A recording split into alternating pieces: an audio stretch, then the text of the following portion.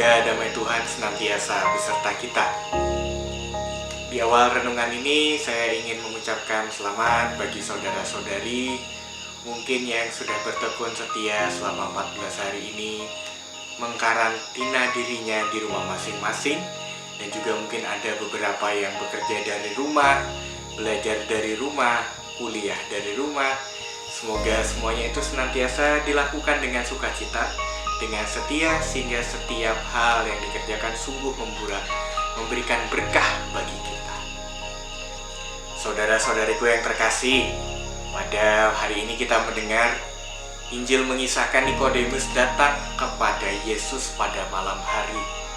Nikodemus datang kepada Yesus pada malam hari sebenarnya ingin menggambarkan suatu kekelaman, suatu perasaan yang terpuruk, suatu perasaan takut, di mana ia sebagai murid Yesus tidak berani datang, tidak berani mengakui posisinya sebagai murid pada siang hari, di mana orang-orang banyak berkumpul, di mana ada begitu banyak sebenarnya murid juga yang orang-orang lain yang berkumpul bersama Yesus.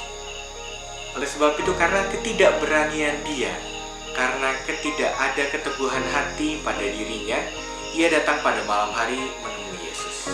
Kedatangan Nikodemus kepada Yesus pada malam hari sebenarnya menjadi sebuah gambaran di mana kita itu seringkali diliputi ketakutan, diliputi kecemasan, diliputi kegentaran. Tentu Nikodemus itu posisinya sebagai seorang Farisi, seorang pemimpin agama Yahudi pada waktu itu. Dan jelas bahwa pada zaman Yesus ada begitu banyak pemimpin Yahudi yang tidak suka, tidak senang dengan kehadiran Yesus di antara mereka. Tetapi bagi Nikodemus sendiri, Yesus adalah sosok yang menarik, sosok yang begitu karismatik sehingga ia terdorong untuk datang kepada Yesus dan untuk bertanya banyak hal. Saudara-saudariku yang terkasih, menarik sebenarnya kalau kita ingin melihat kembali apa yang dipercakapkan antara Nikodemus dan Yesus. Nikodemus bertanya kepada Yesus, bagaimana mungkin seorang yang sudah lahir, sudah tumbuh besar, kembali masuk ke dalam rahim ibunya dan dilahirkan kembali. Jawaban Yesus begitu sederhana. Dia berkata, "Aku berkata kepadamu, jika sesungguhnya seorang tidak dilahirkan kembali dalam air dan roh, ia tidak dapat masuk dalam kerajaan Allah." Menarik jika kita mengikuti apa yang dikatakan Yesus kepada Nikodemus.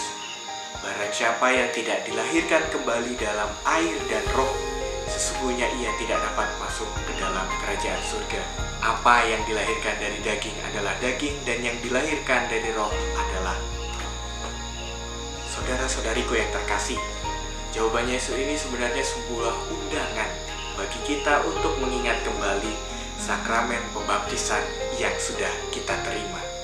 Baik itu baptis pada masa kanak-kanak maupun baptis dewasa yang kita terima. Sebagai seorang beriman yang sudah dibaptis, kita menerima tugas Kristus sebagai imam, nabi, dan raja. Kita diundang untuk melaksanakan 3 hal ini dalam perjalanan hidup kita sebagai murid-murid Kristus. Walaupun kita sadar ada begitu banyak kekurangan dalam diri kita, ada banyak begitu kelemahan yang menjadi penghalang kita untuk melaksanakan ketiga tugas ini. Tetapi kiranya saudara-saudariku yang terkasih, Nikodemus bisa menjadi contoh yang baik bahwa ada begitu banyak kekurangan, ada begitu banyak kelemahan dalam diri kita. Kita sebenarnya sungguh malah diajak untuk segera datang kepada Yesus agar kita sungguh mendapat kepastian, kita sungguh mendapatkan kekuatan iman dari Sang Sumber sejati itu, sehingga kita nanti dapat melaksanakan sungguh tugas pewartaan kita. Saudara-saudariku yang terkasih, tentu tugas kita sebagai umat beriman yang sudah dibaptis sebagai imam, raja, dan nabi, yakni sebagai pemimpin yang menguduskan dan juga yang mewartakan, kita sungguh diundang untuk hadir sebagai pribadi yang demikian. Kita mempunyai tugas dan tanggung jawab yang tidak mudah. Oleh sebab itu kita diminta untuk semakin rendah hati, untuk semakin menyadari peka akan penyelenggaraan Roh Kudus, akan gerak Roh Kudus yang sebenarnya sudah dikaruniakan kepada kita melalui peristiwa pembaptisan. Semoga dengan momentum Paskah ini kita sungguh dilahirkan kembali, kita sungguh diingatkan akan janji baptis kita untuk menjadi seorang imam, raja, dan nabi dalam perjuangan hidup kita, dalam perkembangan iman kita, sehingga kita nanti sungguh layak menjadi murid yang sejati, murid yang setia untuk mewartakan kabar sukacita. Semoga berkat Tuhan selalu menyertai kita. Vivat Cor Jesu, Per Cor Maria.